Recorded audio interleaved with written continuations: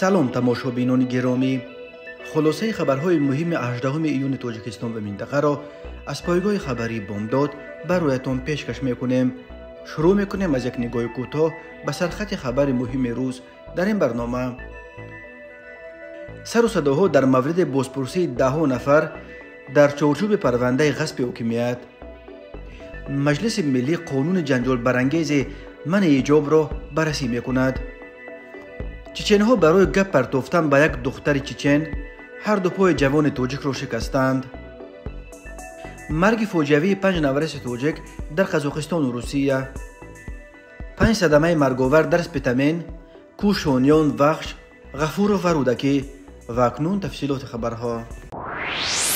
منابع گوناگون از تاجیکستان در پی بازداشت وکیل پارلمان و نامزد سابق به پرزیدنتی سید جعفر عثمانزاده درباره بازپرسی 10 نفر از جمله چندین نفر از شخصیت‌های معروف و با نفوذ در چارچوب این پرونده پر سر و صدای غصب حاکمیت خبر میدهند. مقامات رسمی و همچنین این افرادی که نامشان اینک چند روز باز در شبکه‌های اجتماعی اینترنتی همچون افراد بازپرسی شده ذکر می شود، این سر و صداها را تا حال یگان شرح ندادند و این باعث ریختن روغن بیشتر به آتش هنگامه و آوازه‌ها در اطراف این قضیه شده است.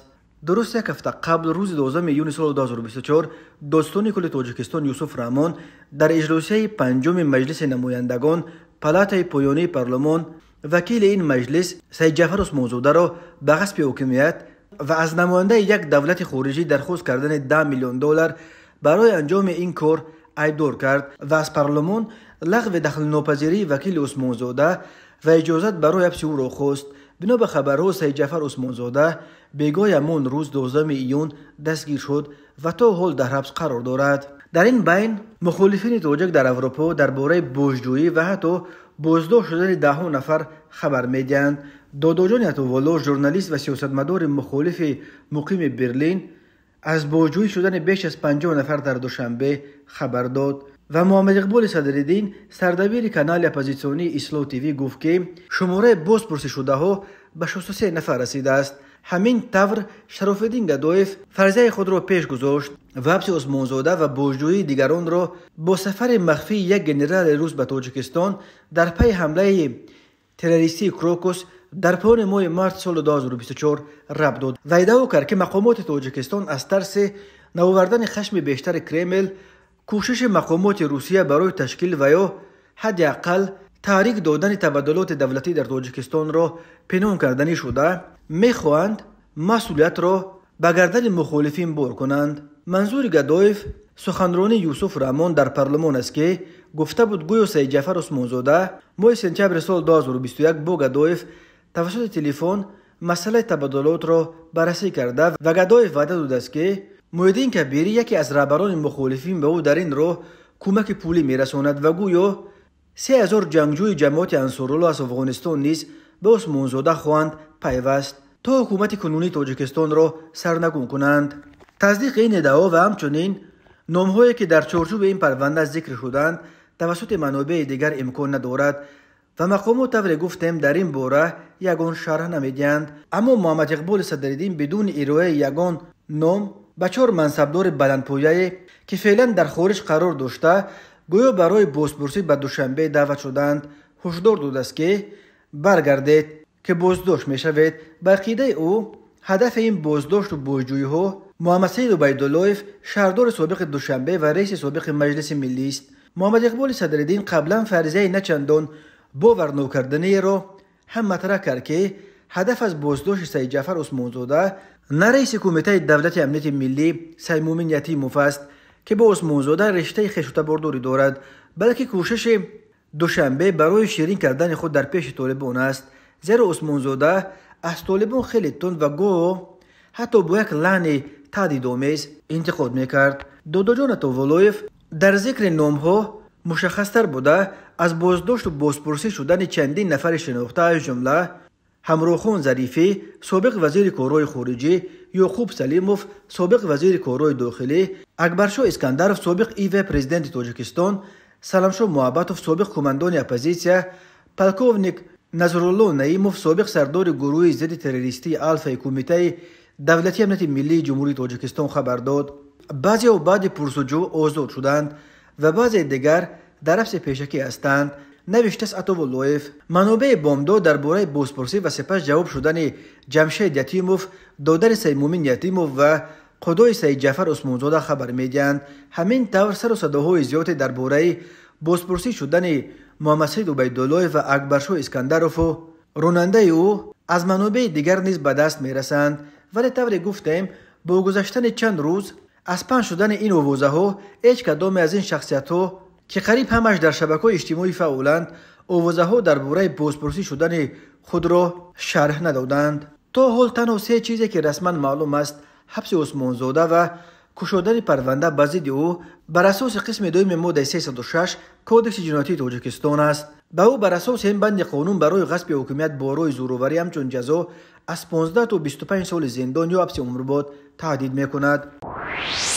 مجلس ملی پالات بالای پارلمان تاجیکستان روز 19 میلیون سال 2024 در اجلاسه 18 چند قانون اخیراً قبول کرده مجلس نمایندگان پالات پایانی پارلمان از جمله قانون تنظیم و جشن و مراسم، قانون مسئولیت برای تعلیم و تربیت کودک، قانون درباره نشان دهنده برای صبح‌ها و همچنین تغییر و علاوه ها به کودکس جنایتی و کودکس حقوق ویرانکنی مأموری جمهوری تاجیکستان را بررسی می‌کنند.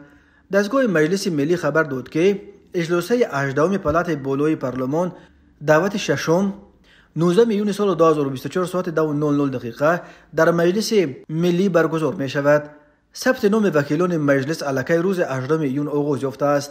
دو قانون اساسی که وکیلان مجلس ملی باید بررسی کنند، البته یکی قانون مسئولیت پدر و مادر و دیگر قانون تنظیم و جشن و مراسم است.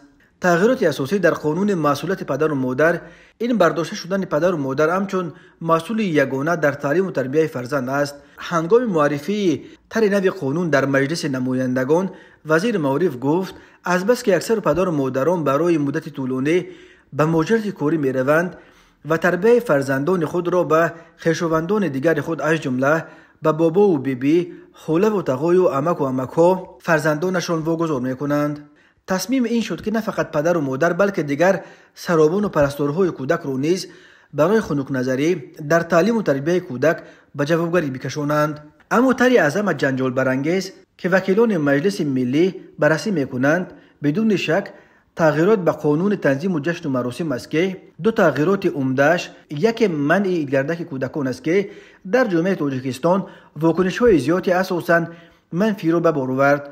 اما تغییر دوم عمده در این قانون که همچون منع ایجاب نام برآورد نه فقط در داخل بلکه در بیرون از تاجیکستان نیز به موج واکنش‌های محکوم کننده روبرو شد و از جمله در ترکیه و افغانستان برخی روحانیان خطبه نماز جمعه را به همین موضوع بخشیده از عملکرد مقامات تاجیکستان با لحن تند انتقاد کردند. چندین روحانی صاحب منبر افغان از جمله احمد فیروز و عبدالقادر حامی در موعظه های خود تا اعلان کردند که اگر حکومت تاجیکستان از منع حجاب دست نبردارد جهاد علیه هم برای همه فرض می شود. عبدالحمید خراسانی یک فرمانده طرفدار طالبان از میان تاجیکان پنشیر نیز بعد شروع ریدهای ضد حجاب در تاجیکستان تهدید به آغاز جهاد به ضد حکومت تاجیکستان کرد. این دعوت‌ها به جهاد به ضد حکومت تاجیکستان یک معرکه گسترده تبلیغاتی در داخل تاجیکستان را با اشتراک روحانیان و ارتش بزرگ فرمه جواب در پی داشت. چندین روحانی شناخته تاجیک از جمله حاجی میرزا، دامالله عبدالرحیم قزاقانی و دامالله صوبت الله در ویدیوهایش با طریق عین مضمون حق روحانیان افغان برای دادن فتوای جهاد به ضد حکومت تاجیکستان را به چالش کشیده به مذمت آنها پرداختند که چرا به ضد لیفوتگری یا قاچاق مواد مخدر در افغانستان اعلان جهاد نمی کنند. در جریان این معرکه تبلیغاتی همچنین به مردم تلقین می کردند که در فهمش طرح نوی قانون تنظیم سوء تفاهم شده است و گویا منظور مقامات از منع لباس به فرهنگ ملی بیگانه منع حجاب نبود بلکه تنها لباس عربی و ترکی را که در نظر داشتند. اما بر اساس تغییراتی که مجلس نمایندگان با پیشنهاد کمیته دین روز 9 ماه سال 2024 قبول کرد، واردات، فروش، ترغیب لباس‌های به فرهنگ ملی بیگانه اینچنین در جای‌های جمعیتی پوشاندن چنین لباس‌ها منع کرده می شود. مایه دیگر ناراضگی این شد که هنوز این قانون به اجرا ندر آمده.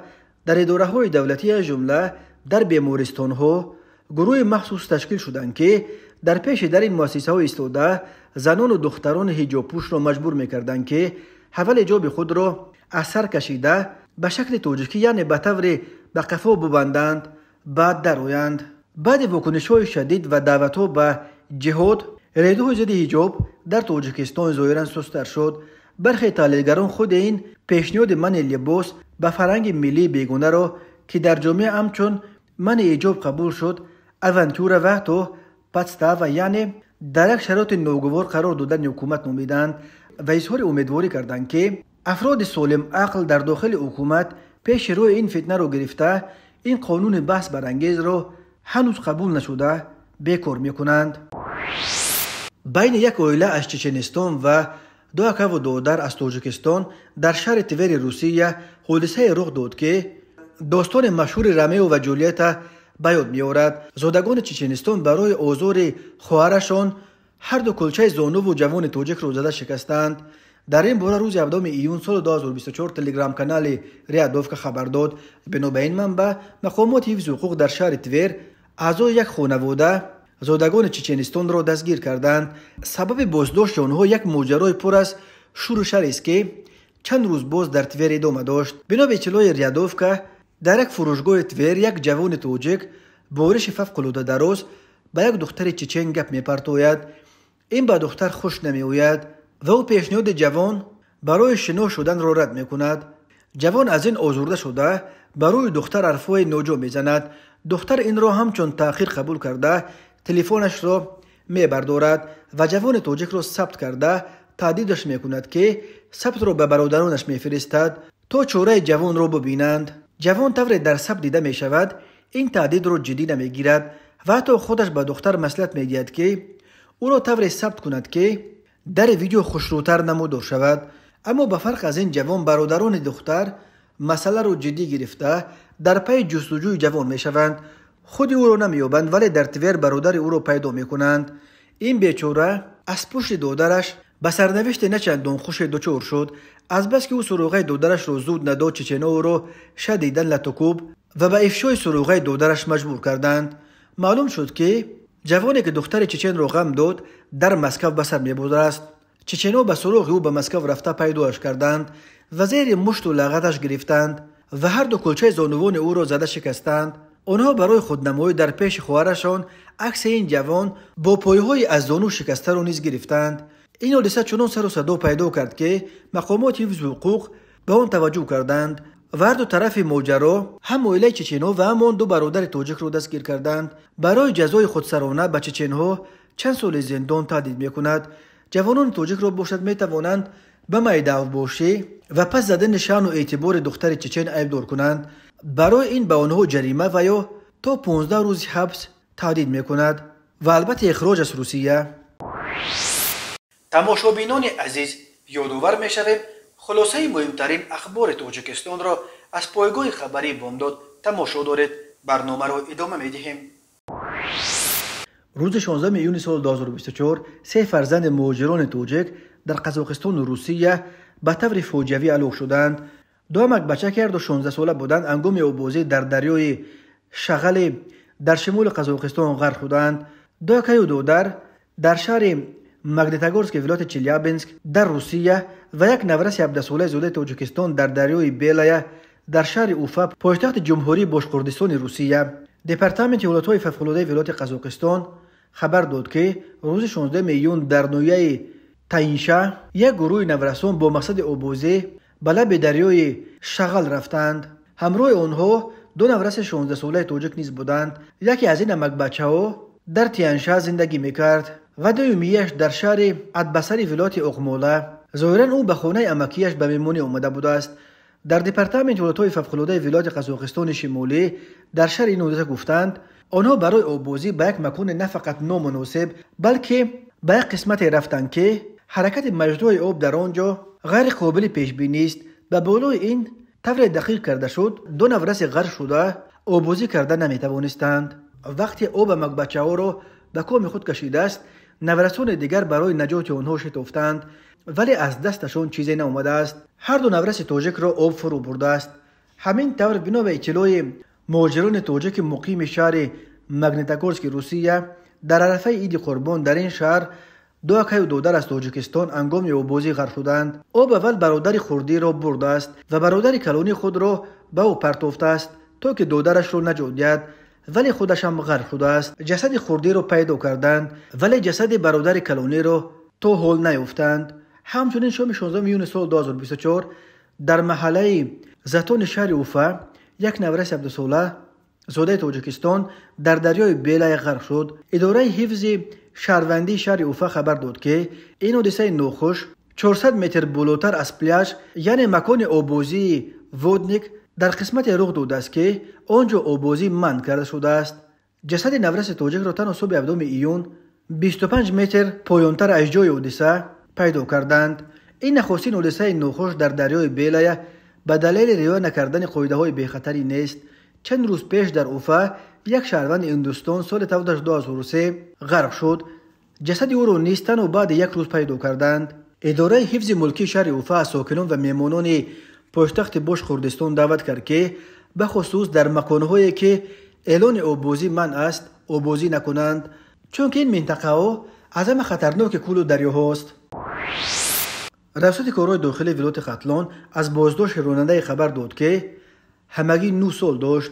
سانه 17 میون سال 2024 در اینترنت نوار نشر گردید که در آن حالت با صورت بلند اداره نمودن واسطه نقلیات تمغه مرسدس از جانب یک کودک نیکوس یافته مسافرانش نیز خرسال بودند. در نتیجه گذراندن سنجش الکی بعد یک ساعت پس از نشر ویدیو از جانب کارمندان ملیس ختلان معاین کرده شد که رقم قید دولتی واسطه نقلیات مذکور 9758 بوده تحت اداره نابالغ 9 ساله استقامت کننده نویه 5 جماعت شهرک 5 کوچه رودکی قرار داشته است.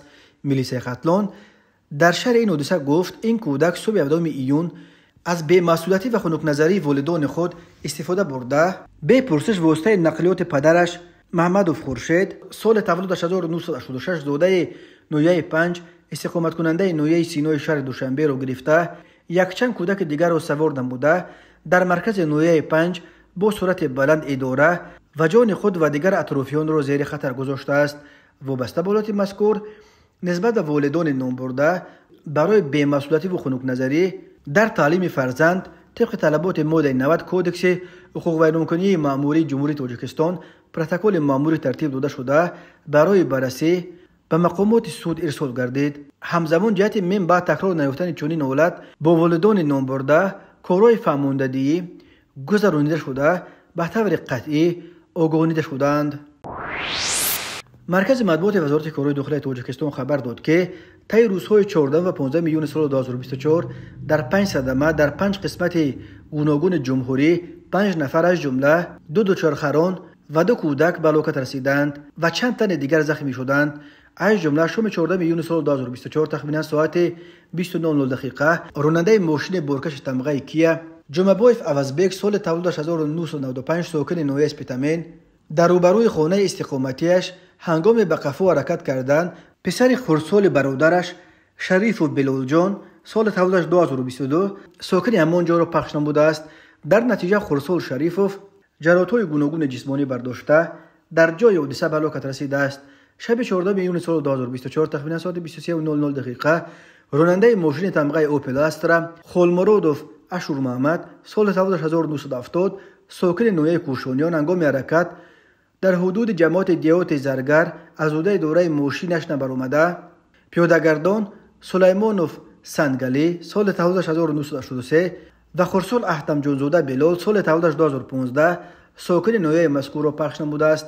در نتیجه سلیمانوف در جای حادثه به هلاکت رسیده است. خرسال احتم جانزاده جراحت‌های گوناگون جسمانی برداشته در بیمارخانه بستری گردیده است. روز 15 میون سال 2024 تخمینا ساعت 13:40 راننده ماشین تمغه اوپل استرا عوضوف سوراب سال تولدش 2000 ساکن نویه وخش هنگام حرکت از سمت شهر بختر به سمت جماعت شهرک کیروف در نزد دیهه تاجیکستان از عهده دوره وسطای نقلیات نبرآمده دوچرخه‌ران بردیف سفرعلی سال تولدش 1987 ساکن نویه مذکور را پخش نموده است. در نتیجه بیردیف جراحت‌های گوناگون جسمانی برداشته هنگام به بیمارخانه دسترس نمودن در راه به هلاکت رسیده است. شب 15 یونیو سال 2024 تخمیناً ساعت 22:00 دقیقه راننده ماشین تمغه BMW براتوف نیامد جان سال تولدش 1990 ساکن شهر خوجند هنگام حرکت در روی ماشینگرد جماعت دیوت خالمت و نویه باباجان غفوروف آزوده دوره وسطای نقلیات نبر آمده. دوچرخه‌ران شخصیتش نامعلوم، جنسش مرد، تخمیناً 50 ساله را پخش نموده است. در نتیجه راننده دوچرخه جراحت‌های گوناگون جسمانی برداشته در جای حادثه به هلاکت رسیده است. و 15 یونیو سال 2024 تخمیناً ساعت 18:30 دقیقه راننده ماشین تمغه کماز قطب‌الدینوف علی اکبر سال تولدش 1969 ساکن شهر دوشنبه هنگام حرکت در جماعت دیوت گلستان نویه رودکی آزوده دوره وسطای نقلیات نبر آمده پیادهگرد خرسال خیرالله‌زاده یوسف جان سال تولدش 2019 ساکن نویه مذکور پخش نموده است. در نتیجه خرسال خیرالله‌زاده جراحت‌های گوناگون جسمانی برداشته در جای حادثه به هلاکت رسیده است. اوید بین حادثه و تحقیقات ادامه دارد. احسان خورکشوف سال تولدش 2001 ساکن دهه ررز نویه عینی روز 16 یونیو سال 2024 در روز عید قربان از خانه برآمده بیدرک شده است. از همه آنهایی که احسان خورکشوف را در یگان جا دیدند یا درباره کجا بودند یا کجا رفتنش یگان معلومات دارند خواهش کرده می شود که با این رقم زنگ بزنند و خبر بدهند. 992 987 18 27 89. این اعلان را در گروه نویه عینی در فیسبوک پسر احسان خورکشوف نشر کرده است. درباره چگونه گم شدن این جوان معلوماتی از این بیشتر داده نشده است. پسر عمکش از همه خواسته است که اعلان گم شدن احسان را در شبکه‌های اجتماعی باز نشر کنند تا به این وسیله برای یافتن او مساعدت شود.